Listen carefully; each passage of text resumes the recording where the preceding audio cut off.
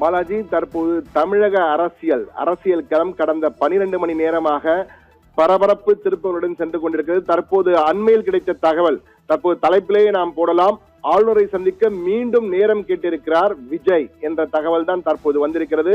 ஆளுநர் தற்போது கேரளா செல்வதாக இருந்த ஆளுநர் திடீரென பயணத்தை ரத்து செய்திருக்கிறார். இரவோடு கேரளா சென்று அங்குள்ள புதிய அரசு அமைப்பிலே பங்கேற்க வேண்டும் என்று நினைத்தவர் திடீரென்று அந்த பயணத்தை ரத்து செய்திருக்கிறார். தற்போது விஜய் மீண்டும் இன்று ஆளுநரை சந்திக்க நேரம் கேட்டிருக்க என்ற தகவல் வந்திருக்கிறது.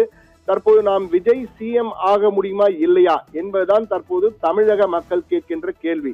ஏனென்றால் எந்த கட்சிக்கும் பெரும்பான்மை கிடைக்காவிட்டாலும் தனிப்பெரும் கட்சியாக விஜயினுடைய தாவேகா தமிழக வெற்றி கழகம் தான் வந்திருக்கிறது. 108 இடங்களிலே அவர்கள் ஜெயித்திருக்கிறார்கள்.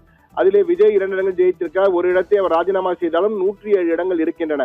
எனவே அவருக்கு பெரும்பான்மை நிரூபிக்க 118 இடங்களுக்கு மீதி உள்ள